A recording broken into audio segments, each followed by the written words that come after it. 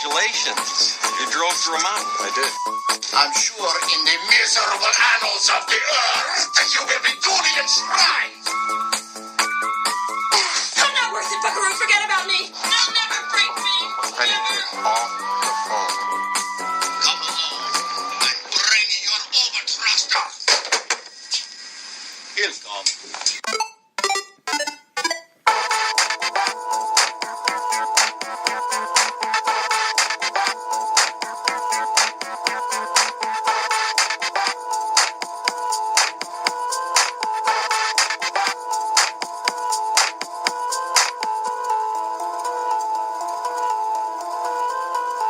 Good evening. Welcome to this week's edition of the WayBack Movies Podcast, a show where we review the best and not so best of 80s and 90s cinema, because really, fuck the 2000s.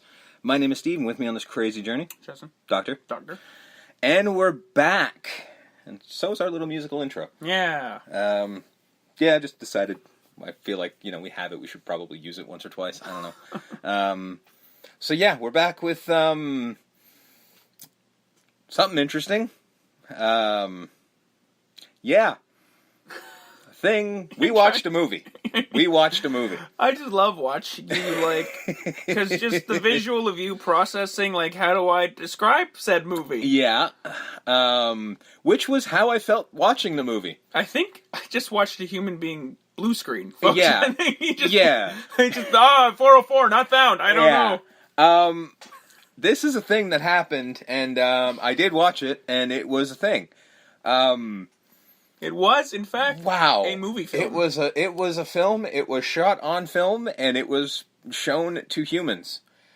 And you will now proceed the next whatever amount of time we're going to talk about it, and figuring if you liked it or not. That is 100% true. Okay. I don't know. Not the first time this has happened. Won't be the last. No, it certainly won't, but it is not the first time where it's happened where I've seen a movie and I watch it and just went, I don't know how I feel about that at all. Like the credits are rolling, and I'm kind of just like a dog, like your head tilted, Exactly. I'm literally watching this going, well, I saw that, and I don't know. There's a lot I like, but then a lot that I go, well, why the fuck would you ever do that? Which is literally how I would describe this movie. But, with all of that, we are talking about The Adventures of Buckaroo Bonzai Across the Eighth Dimension. That is what we watched. That is a title. That is definitely a title. I don't even understand the title. Mm-hmm. Because none of this movie makes sense from the title all the way to the end credits. None of it makes sense. And I'm going to honestly repeat that throughout this whole review, so bear with us. If you've never seen it, I do highly recommend you pause the film, go watch it, or pause the podcast, I should say, and go watch the film, and then come back and hopefully be as confused as I was. I'm pretty sure most of the people, I have to assume. I got to assume most people watching this are just like, I don't know what to think. I mean, there are some people who outright hated it, and I'm certainly not on that level. But I would say that this is probably one of the dumbest movies I've ever seen. But I don't mean that in a negative way, if that makes any sense. It's hard to explain. We'll get there. Yeah. But anyway, let's jump in the Wayback Machine to 1984, and we'll just go for it.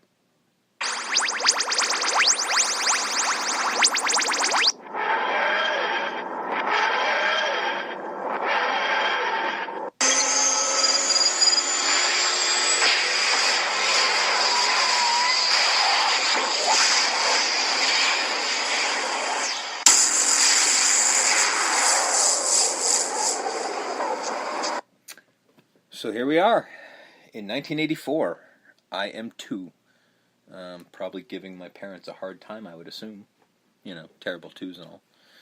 So, with that, we are, as I said, talking about The Adventures of Buckaroo Bonzai Across the Eighth Dimension from August 15th, 1984. Director W.D. Richter, writer Earl Mac Rausch, producers, which I spelled wrong on here, which is hilarious, W.D. Richter and Neil Canton. Production company, Sherwood Productions. Distributor, 20th Century Fox. A box office of $6.3 million. against a budget of $17 million. And that is why it's a cult film. And also why Sherwood Productions doesn't exist anymore. Yes. So your cast. Now you'll start to understand why I like parts of this movie. So, the great Peter Weller as Dr. Buckaroo Bonzai. Yep, that's a doctor. John Lithgow as Dr. Emilio Lizardo. Lord John Wharfen. Slash, sorry, yes. Lord John Wharfen. Ellen Barkin as Penny Pretty. Christopher Lloyd as John Big Booty. Booty! Nah, see, there you go. I was going to correct myself, but I should have seen if you were going to do it. Jeff Goldblum, before he ummed and awed his way into our hearts, as Dr. Sidney Zweiberg, New Jersey. There was a little umming and hawing in this Not movie. as much. No, he didn't go full Goldblum. No, he didn't. But we saw the baby stages of the... His ums and ahs actually fit what he was doing, as opposed to every other role he's done since Jurassic Park, where he just ums and ahs for everything. Out the script while he's, exactly. While he's talking. Lewis Smith as Perfect Tommy, Clancy Brown as Rawhide, Pepe Cerna as Reno, Nevada, and Billy Verna as Pinky Carruthers. And those are basically just the Hong Kong Cavaliers. And Blue Blaze. Right. Irregulars. Yes. Rosalind Cash as John Emdahl, Robert Ito as Professor English. Well, actually Japanese. Hikita. Ronald Lacey as President Wildmark. Is that all I wrote? Let's see. Nope, we got more. Oh, there's a big cast. This is a rather large cast. Carl Lumley as John Parker, Vincent Schiavelli as John O'Connor, and Dan Hedaya as John Gomez. And if you're a fan of films like us, you know that all of these people are character actors. So I'm immediately in love with the cast. From tip to tail. Like, this cast, putting it together is just like, oh, no matter what the fucking movie is, this is going to be fun. Mm-hmm. And I will absolutely say that the performances in this movie are fucking incredible. You need to see them. They're amazing. Anyway, so the production. Get comfortable. Because as you can imagine, cult film, everybody had to research it. So I got a lot of info here. So I'll try to go as quick as possible so we're not here for 9 hours. It actually almost rivals the Nightmare on Elm Street notes. Director W.D. Richter and Earl Mac Rauch had been corresponding for years after Richter's wife recommended Rauch's first novel, Dirty Pictures, from The Prom, which I absolutely want to read. Because I just like the title, Dirty Pictures from the Prom. I don't know what it is, but I like the title. When Rauch told him about his interest in becoming a screenwriter, Richter offered him an open-ended invitation to visit him in Los Angeles, where he was working as a script analyst for Warner Brothers. Rauch took Richter up on his offer and arrived in L.A. Richter proceeded to introduce the writer to producer-director Irwin Winkler, who produced Rocky, don't you know, who gave Mac Rauch rent money for the next 6 months. I don't know why. Rauch told Richter and his wife of a character named Buckaroo Bandy, about whom he was thinking of writing a screenplay. Richter and his wife liked the idea and paid him $1,500 to develop it and write it. Rauch said he was inspired by the crazy action of 70s kung fu movies, which doesn't really show in this movie. No. Which I was actually quite disappointed by. Richter remembers that Rauch wrote several stories about the character. Then he would get 30 or 4 pages into a script, abandon his storyline, and write a new one. Rauch recalled, "It's so easy to start something, and then, since you're really not as serious about it as you should be, end up writing half of it. You shove the 100 pages into a drawer and try to forget about it. Over the years, I started a dozen Buckaroo scripts that ended that way." Rauch's original 30-page treatment was entitled "Find the Jet Car," said the president. That's a weird name. A Buckaroo Bonzai thriller. Early on, one of his revisions Rauch made was changing Buckaroo's surname from Bandy to Bonzai. But he was not crazy about it. Richter convinced him to keep the name. Another early draft entitled "Strange Case of Mr. Cigars," about a huge robot and a box of Hitler cigars. I want to see this movie yesterday. Rauch shelved his work for a few years while he wrote New York for Martin Scorsese and other unproduced screenplays.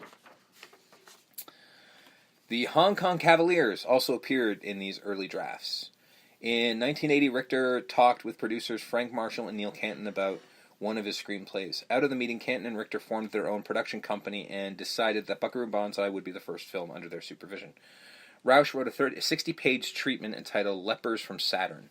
They shopped Mac Roush's treatment around to producers, executives, proposing that Richter direct it, but no one wanted to take such an unusual subject matter by two first-time producers and a first-time director.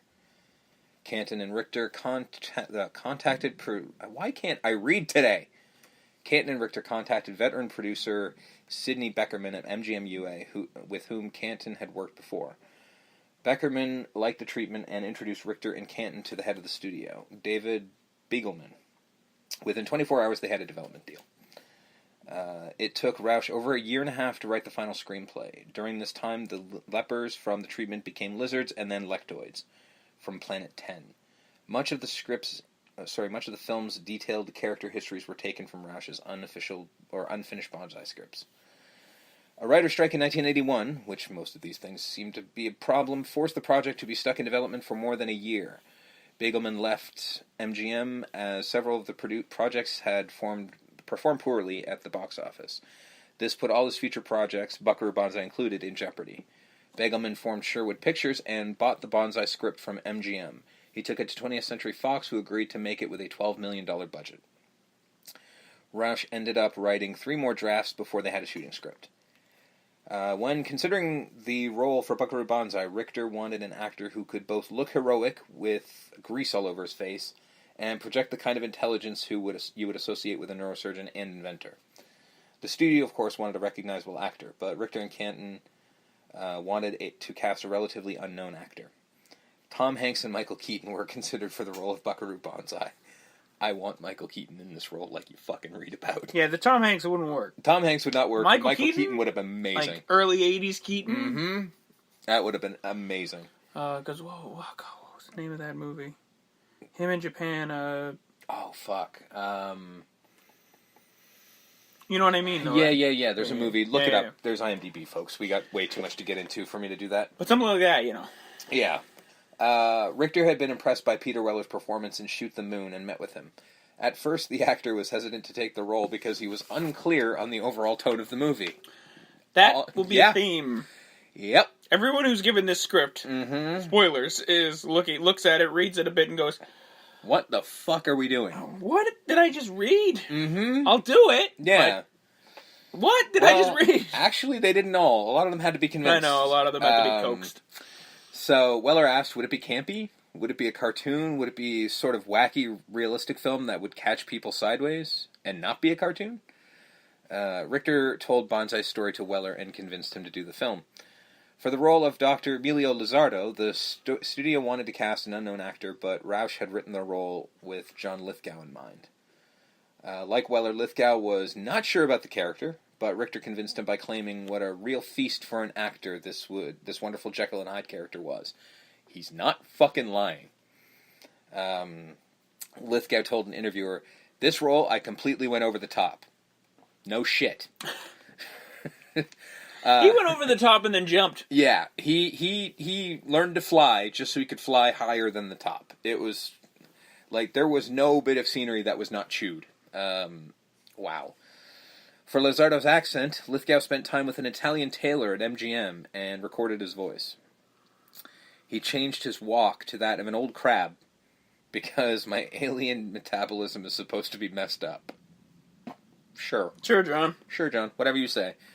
Makes sense. With this movie, that makes perfect sense. Yeah. Richter's only choice to play John Big Butte was Christopher Lloyd, who agreed to the role. As you should. If you can get Chris Lloyd, you get Chris Lloyd. Exactly. And I believe that today. Richter first met Jeff Goldblum on Invasion of the Body Snatchers, which Richter had adapted, and wanted him to play the character New Jersey. The actor admired the script and was eager to work with the cast and the director that he had assembled, further proving that Jeff Goldblum might be insane, which I'm okay with. He just likes kooky things. He does, and you don't get much weirder than this. Robert Ito was so determined to get the role of Dr. Kita that he disguised himself as an old man, designing his own makeup job to age himself 30 years. Sure. Commitment. It's definitely commitment. Commitment. Michael Madsen was offered the part of Perfect Tommy, but turned it down due to scheduling conflicts with The Natural. Well, that would have been That would have been fucking interesting, and I would have been